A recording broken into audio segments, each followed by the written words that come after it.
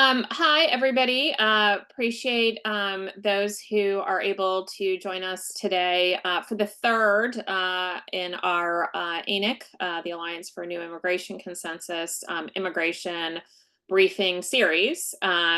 We're excited today to talk a little bit about the border, which is obviously a very hot topic and one that has received a tremendous amount of attention of late.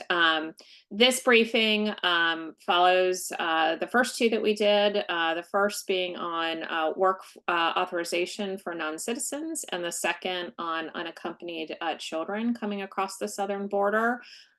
We do have videos of both of those webinars, and if anybody is interested in receiving those, please just let us know and we will get those to you. They will also soon be posted on the ANIC website.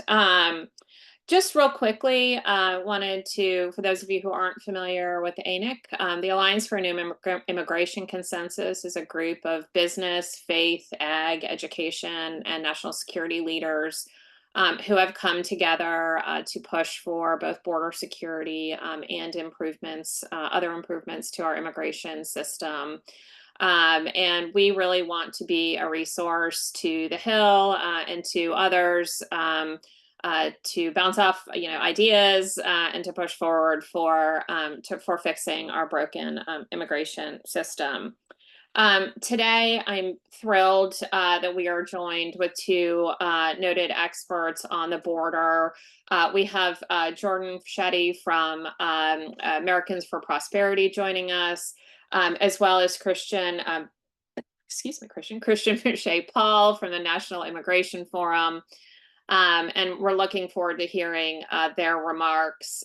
They will talk for about 20 minutes total, and then we are delighted to take questions. Please use the Q&A function at the bottom of your screen. Just type in your question, and we will make sure to get to those at the end. And with that, I'll turn things over to Jordan and to Christian. Thank you, Jen, and thank you all for attending. So, who here has seen an elephant try to fit through a rabbit hole? I bet nobody here has, but you'll see that that's a pretty good analogy for what we've seen at the border for most of the Biden administration. So, illegal border crossings have been an issue for a long time. We have data going back 100 years. But for most of those 100 years, the vast majority of people illegally crossing were single adult Mexican males looking to work. A lot of times they would come for a few years, go back home, come for a few years, go back home in hopes of having a better life back in Mexico, though many would end up staying. Then in the 2010s, though, we start to see people coming from Central America, predominantly El Salvador, Guatemala, Honduras. And unlike the Mexican migrants, these people were overwhelmingly family units and unaccompanied minors. There were still single adults, but you had a lot more family, unaccompanied children. And some were looking for work, but a lot more were coming to seek protection. That is, they were applying for asylum. Now, the asylum system is actually relatively new. It was created in 1980 with the Refugee Act. And it was meant as a select carve-out for a very small group of people. That is, a group of people that could demonstrate that they would be persecuted, which is just a fancy legal term for severely harmed, based on some protected ground, be it their race, their religion, their nationality, their political opinion, or membership in a particular social group. In other words, it was meant for a very, very select few, the proverbial rabbit hole. But what we start seeing in the 2010s is people overwhelmingly applying for asylum. And pretty soon the system becomes backlogged. Now, I was a lawyer during this time, and I got to speak to hundreds of these people, and I can tell you that most of them had a real, palpable fear of returning home, but the majority did not have cases that rose to the level of asylum eligibility. Yet, we had a system that incentivized people to apply for asylum. And we got backlogs. And this is before Biden ever steps foot into office, right? But then Biden comes along. And he campaigns as the anti-Trump. Trump wants to build the wall. Biden says, I'll stop all wall construction on day one. And he does just that. But Trump wanted to deport people. Biden said, I'm going to put a moratorium on deportations. Technically, it was just for people already in the US, but that's not the way that he advertised it. And he also said, with Congress, I'm going to introduce a bill legalizing essentially the entire undocumented population. Well, he did all that on day one, too. The moratorium struck down. The bill went absolutely nowhere. But the word was out. And the word is that the border was more porous than it had ever been before. Come on up. So we're in a situation where in fiscal year 2021, we were already on pace for our worst year at the border, apprehension-wise, since 2006, before Biden ever came along. But then Biden gets into office and things go from pretty bad to very bad, very fast. Whereas you had about 75,000 apprehensions in January of 2021, that goes up to 170,000 in March of 2021. And even with the last few months, which have been much better than average, we've been averaging about 162,000 apprehensions per month at the southern border under Biden. Compare that to about 41 to 42,000 per month under Obama and around 43,000 per month under Trump. That is a monumental jump. Now, what actually is going on at the border? Well, Americans for Prosperity Foundation has been down to the border 5 times in the past 18 months. We've talked to Border Patrol, we've talked to property owners, business owners, and what we overwhelmingly hear is that people are coming and they're turning themselves in to Border Patrol. They're literally called give-ups because they just give themselves up. Border Patrol would tell us they'd come back from a shift and they would find a whole family of migrants just waiting for them in their truck. Or in Yuma, Arizona, a lot of them would call Ubers to be taken to the station. And again, this is until recently. Things have changed in the last couple of months, and Christian will explain a bit more of why. But for most of the Biden administration, this is what has been happening, right? And you might be saying, well, they're turning themselves in. Well, why are they doing that? As I mentioned before, you had the backlogs in immigration court before Biden ever came into office. Then they just became much, much, much worse after he came into office. So people know that if they turn themselves in, they're, again, until recently, likely to be released into the interior where they could wait years, if not decades, for a final disposition of their case. And you might also be saying, well, that's good that they're turning themselves in, and it is. But the problem is, while Border Patrol is spending its time processing asylum seekers, what is it not doing? It's not doing its job, which is to protect us from threats to our national security and rule of law. And that's when the nearly 2 million gotaways we've seen since Biden took office sneak by. Now, are they all bad? Of course not. When I was a lawyer, this was pre-Biden, but there were still gotaways then. I met a few of them. They were all fine people. But the law of large numbers, some are going to be bad. And it should worry us that there's at least 2 million people that have snuck by and we know nothing else about them. Regardless of your political affiliation, that should worry you. So this is bad for Americans, but it's also bad for the migrants themselves. Along the way to the US, they are tortured, they are kidnapped, they are extorted. Sometimes they are even murdered. When we were at the border, we went to a migrant shelter and we spoke to a migrant there, and she was clutching on to her 5-year-old child. And we asked her, like, why do you keep clutching on to him? Like, you're safe here. She said, no, I'm not letting him out of my sight because the cartel stole my other 2 children. This is all I have left. There has to be a better way, and there is. But first, we'll talk to Christian about the trends that we've seen over the last couple of months. Thank you, Jordan, and thank you everyone for joining us today.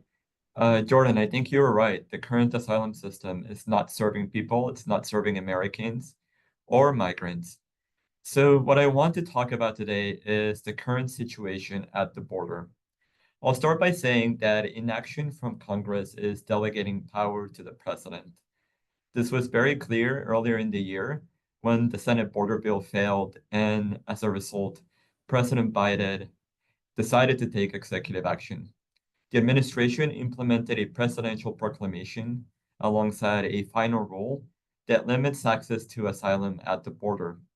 The limitation goes into effect whenever the number of border crossings hits a daily average of 2,500 or more over a 7-day period.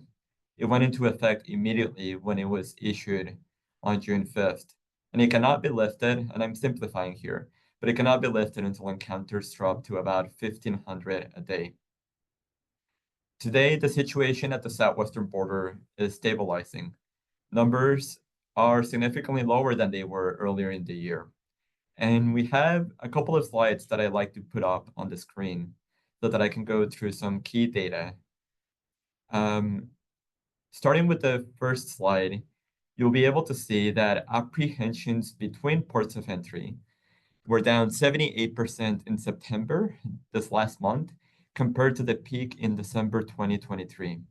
There were about 54,000 encounters between ports of entry at the border in September versus 250,000 in December. December was probably the highest month in recorded history. Encounters this September were 5% lower than in August, and September was the smallest number of monthly encounters since February 2021, as Jordan alluded to, and August is the second smallest since that date. In September, the daily average of encounters between ports of entry was about 1,800 per day, not enough to lift the limits on asylum at the border that were implemented by the administration. There is more work to be done, but border officials have more room to operate right now. The lower numbers are likely due to two key things. One is the Biden proclamation and final rule from June 5th, and the second is increased immigration enforcement in Mexico. Now, I want to highlight a couple of things. One is that the slide you see is really focusing on between ports of entry. It isn't counting up to 50,000 additional asylum seekers and migrants who are processed at ports of entry. So I want to note that. And then the second point is that even when looking at the total number of encounters at the southwestern border for fiscal year 2024 between ports of entry, that total was about 2.1 million. Despite the proclamation, this number is higher than all recorded years except just the two preceding years, fiscal years 2022 and 2023. The reason is that fiscal year 2024 started out pretty high. Again, December was significantly high, so it was near, if not at record levels, but decreased and stabilized after the Biden proclamation and final rule. This does not mean, however, that the proclamation is necessarily a good policy or a good policy solution or humane. I think it's fair to note that deterrence alone is not a fail-safe solution. The next administration will likely need to work with Congress to ensure that we're setting up lawful and orderly pathways so that people can come legally to the US rather than coming to the border. Now, I want to move on to our second slide. As I noted earlier, the lower numbers at the border are likely due to two main things. One is enforcement in Mexico, and the second is the Biden proclamation and final rule. I want to focus on the consequences of the second and its impact at the border, at least as of today or the last month or so. In August, the Department of Homeland Security noted in a court declaration that the majority of single adult and family unit individuals are now processed for expedited removal. Expedited removal allows the government to bypass the immigration court system and more quickly remove individuals who have been in the country for less than 2 weeks.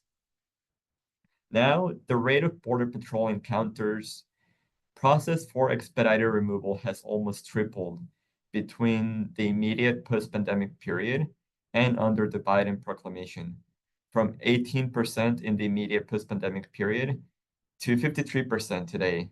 Needless to say, that is a significant jump. The median time for USCIS to process fear claims has fallen 55%, from 11 days in the post-pandemic period to 5 days today. Meanwhile, repatriation of encounters at the southwestern border has more than doubled, 26 repatriations per 100 encounters immediately after the pandemic period, and up to 62 repatriations per 100 encounters today. And finally, the percentage of Border Patrol encounters of single adults and family units who are released into the US pending an immigration court hearing has fallen by nearly 50%, from 64% in the immediate post-pandemic period to 33% released today under the proclamation. DHS argues that the lower fear manifest rate and the lower screening rates are allowing officials to more quickly remove non-citizens. This is, again, largely due to the June 5th proclamation and final rule, and this is likely contributing to the lower numbers that we've seen in the last 3 to 4 months at the border. With this in mind, I'll pass it to Jordan to start our conversation about next steps and looking forward. Thanks, Christian. Now I'm going to fix decades of border dysfunction in 5 minutes.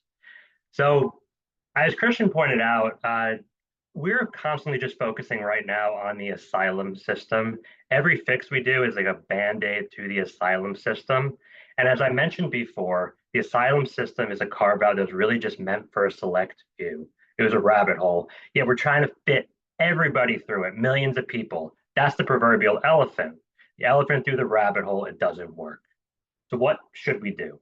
Well, when we've been down to the border, we speak with Border Patrol, and they frequently tell us they need personnel, infrastructure, and technology, and they need the three working together. Now, personnel and technology are relatively self-explanatory. Infrastructure, what do we mean by that? Well, we mean roads. A lot of the border does not even have navigable roads, or if they do, they're only navigable for certain parts of the year. A quick fix is to build roads in high trafficked areas. Another area that's frequently overlooked is invasive plant species like Carrizo cane, salt cedar. They can grow to 20, 30 feet high, and they obstruct Border Patrol's view, and they also serve as places where bad actors can ambush Border Patrol. A quick fix is to find the high trafficked, high impact areas and eradicate the plants there. And a wall. The problem with the wall is that that conversation has been dominated by a false choice. On one hand, you have increasingly fewer, but still too many people who say, oh, you can build a wall across the whole border. It's going to keep everybody out. That's not true. And it opens the door for people on the other side to say, well, you can go over, through, or even under a wall. Don't build walls at all. That also misses the point. As Border Patrol will say, a wall works where a wall works. And in a high impact area, such as near a city or a highway, where somebody can disappear within seconds, a wall that slows you down by 5 to 10 minutes could be the difference between an apprehension and one of the nearly 2 million known gotaways we've seen since Biden took office. And I'd much rather see an apprehension. Another thing I've noted with walls recently is that a lot of legislation dictates that a certain number of miles be built or that contracts canceled on a certain date be resumed. And there's nothing inherently wrong with that. But that shouldn't be the focus. The focus should be on building wall where it makes sense to build wall. And the way we do that is speaking with local actors, with local mayors, with property owners, and most importantly, with Border Patrol. Speak with the chief patrol agents, the sector agents, even the Border Patrol agents on the ground every day, because they have the knowledge as to where these walls would be most effective that we just don't have. So another good thing about a wall is it's a good example of personnel, infrastructure, and technology working together. So the wall is the infrastructure that will slow somebody down. Let's say you've got a group of 10 migrants and they're trying to saw through the wall. Well, when they try to saw through the wall, technology, be it a camera, sensor, or drone, will pick them up. And then personnel, Border Patrol will come and apprehend them. Personnel, infrastructure, technology working together. But as Christian said, and as Border Patrol frequently tells us, Border Patrol will be at a perpetual disadvantage if we do not also increase access to legal pathways. And when I'm talking about legal pathways, I'm not talking about pathways for people already in the US. I'm talking about pathways for people outside the US. And not just a pathway to permanent residency, but also seasonal and temporal visas. When I was a lawyer, a lot of people told me that they would have liked to maybe come here for a couple of years, go back home, come for a few more years, and eventually stay at home in a more wealthy part of the country where they were not being harassed by gangs. But because there was no visa that fit their skill set, and that's a common story for the vast majority of people, they came illegally. And after that, they're not going back. Now, I can't condone the action to come illegally, but we need to understand how our lack of flexible pathways incentivizes illegal entry. And history has shown time and again that the presence of legal pathways greatly reduces pressure at the border. So remember what I was talking about before with the give-ups and the gotaways, right? The give-ups, the hope is that with more legal pathways, they will be willing to both apply for those pathways and even wait maybe months or years because they know that there's a way that they could possibly get in. Now, to be clear, they won't all be able to access legal pathways. You don't have a right to live in the US. But if we have a system where it's much easier for people to access a wide variety of pathways, that's going to take a lot of the pressure off of the border and allow Border Patrol to focus on the people that are trying to sneak by, some of whom are bad people. And Border Patrol tells us time and time again, they do not want to be processing give ups. They do not want to process asylum seekers. They want to go after the people trying to sneak by. Well, let's make it easier for them. So what's AFP doing? Well, besides being at the border, we've also taken the border to states across the country. We teamed up with a chief patrol agent, retired chief patrol agent, Chris Clem of the Yuma sector. And we've talked to thousands of grassroots activists all across the country about what's going on and our policy solutions. And more importantly for you guys and for your members of Congress, we also implemented the 4 pillars of border security and visa reform. We initiated that in January with a kickoff event where we had 17 Congresspeople speak. And most importantly, the first pillar of that is to secure the border and ports. We came up with a framework for our policy ideas, which we are currently fleshing out so that you guys will have legislative solutions that you can bring to your members to pass change, hopefully within the next year. And we're teaming up again, retired Border Patrol chief, but also human trafficking experts and an immigration lawyer for feedback on this and for the best solutions going forward. So be on the lookout. We're looking to roll out the expanded first pillar in December, and we look to roll out the rest in January. And with this in mind, we will be able to fix our immigration system, hopefully, and secure the border. So now back to you, Christian. Thank you, Jordan. I'll certainly be on the lookout for that. And I just want to say that I echo and I agree with the proposals that Jordan just highlighted. And in particular, that creating lawful pathways, even if they are temporary in nature, will create a more humane system, but also go a long way in easing the pressure at the border. For my part, I want to discuss one key proposal, the need to modernize the asylum process at the border, which is a pretty big one. But under US law, any migrant who crosses the southwestern border has a legal right to seek protection from persecution. This is US asylum in a nutshell. But it is also accurate to say that our current system was built for a different time. Migration patterns have changed in recent decades, creating a new reality that requires action from Congress. The president alone cannot do this. As Cecilia Munoz, the former director of the Domestic Policy Council, recently said, it is important to preserve the principles on which our asylum system is based on, but to update the mechanics. This year, the National Immigration Forum worked with key partners to propose a border security and management framework, which recommends changes to build a more secure, efficient, and humane asylum process. All of the partners who worked on this proposal are members of the Alliance for a New Immigration Consensus. So what is the proposal? Well, we recommend creating a specialized group of asylum officers with the power to adjudicate most asylum claims at the border within a specified period of time. In our case, the recommendation was within 45 to 60 days. This essentially creates a new asylum process. Instead of waiting multiple years to appear before immigration judges, the proposal entails having US asylum officers adjudicate asylum claims made between and at ports of entry in a timely manner. Asylum officers are already key in the asylum process. They're trained in refugee and asylum law. They currently conduct interviews, including the credible fear interview that initiates the asylum proceedings. The idea to have them make a final adjudication is not unique to us. The Biden administration introduced a role in 2022, often referred to as asylum officer role, that created a trial format for a small number of asylum officers to adjudicate and hear cases for some family units. And more recently, 2 legislative proposals have called for allowing asylum officers to process asylum claims at the US-Mexico border. The proposals are the Dignity Act by Representative Salazar from Florida and the border security provisions put together by Senators Langford, Sinema, and Murphy. Both efforts counted on asylum officers to adjudicate asylum claims at the border. And what I think is important to know is that moving forward, in my opinion, allowing asylum officers to adjudicate most asylum claims made at the border is likely to be a key part of the conversation. It seems like a good policy solution, and it would make the process more efficient, more timely, and also maintain some humanitarian protections.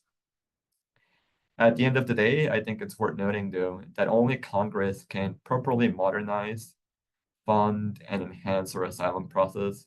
As Jordan said, anything that an administration, current or future, can do is only putting a band-aid on the issue. So it really comes down to Congress to modernize our asylum process and create orderly pathways for those who wish to come to the US. So I'll pause here, and I think we may be heading into questions and answers. Thank you, Christian and Jordan. Great remarks. Really appreciate it. If anybody has any questions, they can just go ahead and type them into the Q&A function. While we wait and see if folks have any questions, I will ask one, which is, and Jordan, I think you touched on this at your opening. We've seen a change in the nationalities of folks coming, migrants coming across the border. How does that impact the ability to repatriate those who are processed for expedited removal or otherwise ordered removed? Yes, I mean, you can almost look at like our border crossings in three separate phases. Up till about 2010, and really till 2012, 2014, it was almost entirely Mexicans. Then for about 2012-ish to 2021, a lot of Central Americans and still a decent amount of Mexicans. But starting in 2021, we've had like people from 176 different countries, still predominantly Latin America, but you're also getting people from Russia, Mauritania, and just other countries around the world that we hadn't seen at the border before. And with some countries, they don't accept their nationals back. Like we've had that issue with Cuba, Venezuela, Nicaragua. Sometimes they'll accept them for a little bit, but then they won't. Then they'll stop. So that makes it very complicated to remove people. And that's just yet another reason why Congress needs to step up and help with these legal pathways so people are not turning themselves in at the border. I mean, I only had about 10 minutes to talk, but there are just so many issues that come from all of these people coming and really Border Patrol being overwhelmed. And even if we could send all of these people back, we don't even have the resources to do it. We have a question popped up. I'll just read that. I'm not sure if everybody can see this. So thank you for this presentation. It's a critical topic and I appreciate your policy ideas. A big question with having asylum officers adjudicate defensive asylum claims at the border is the role of review if those claims are denied by the officer. Should they still refer cases to an immigration judge? As they do now with affirmative claims, or should Congress create a new review structure? It's a great question. Yeah, I can tackle it first and then I'll pass it to you, Jordan. I agree. I think it's a great question. I would probably consider creating a new review structure. I know that's what the Senate provisions, the Senate border bill did, and they had a panel of higher level asylum officers who would review a negative decision that was appealed to them. And I think that's a good example of what a new structure could look like. If they are referred to immigration judges, I think the key question would be, would that impact the backlog? Would it maintain the backlog at a pretty high level, or is there a way to do that while also reducing the number of cases that immigration judges have to review? Yeah, I mean, I agree with Christian that there should be a review. And I mean, not all the cases are going to make it to judges, so that would reduce the backlog. But at the end of the day, I mean, I'm going to sound like a broken record. The most important thing that we can do is incentivize people not to come to the border and apply for asylum. And if they do need to seek protection, what we need to also do is expand our refugee system. Because if you're seeking protection, the best way to do it is from outside the country. I think we have time for this one last question, which is, would Americans benefit from establishing and modernizing legal pathways, and how? Jordan, you want to take that one? Yeah, I think they absolutely would. So, I mean, from high skill immigration, I hate the terms high skilled, low skilled, because a lot of the low skilled jobs are jobs that I don't have the skills to do. So, what does that make me? But for, like, let's just say so-called high-skilled immigration, we are slipping behind our competitors like China and even allies like Canada, to being able to bring in the best and the brightest, and so that they're not kept in backlogs, which sometimes they need to wait in for decades in order to come here legally, would greatly improve our economy. But also, if you look at the low-skilled side, from like H2A workers, which is seasonal agriculture, or H2B, which is seasonal non-agriculture, a lot of employers want to hire more. But for the H2B, there's a cap, 66,000, and the demand is something like 150 to 200,000. And with H2A, there is no cap, but it's such a bureaucratic mess that most people don't even bother trying to access it. We'd be able to get more farmers, more landscapers, more construction workers, which would also help our economy. And one last point I want to make is, especially when it comes to farming, they've done surveys now for like at least a decade. And I remember listening to Senator Ron Johnson talking about one in North Carolina, where like they'll survey like 1,000, like they'll survey farmers, and they'll say that like out of 1,000 spots, like 2 Americans apply. And actually, on one of our border trips, we had a farmer named Chalmers Carr, and he's a farm for 25 years, and he said he's only ever had 2 Americans that have taken a job with him, and they quit within a week. So that just shows that, like, fortunately, Americans don't want to do a lot of these jobs, and we need to make it easier for Americans to hire the help that they need. Thanks, Jordan. Christian, I don't know if you have anything to add there. If not, we'll wrap things up. Well, I'll just echo Jordan's comments and say, a lot has changed in the last 30 years since we last updated our legal pathways. And really, it is time to look at that again and modernize our immigration system in a way that really helps strengthen our economy. Yes, very great. Good comments there, Christian and Jordan.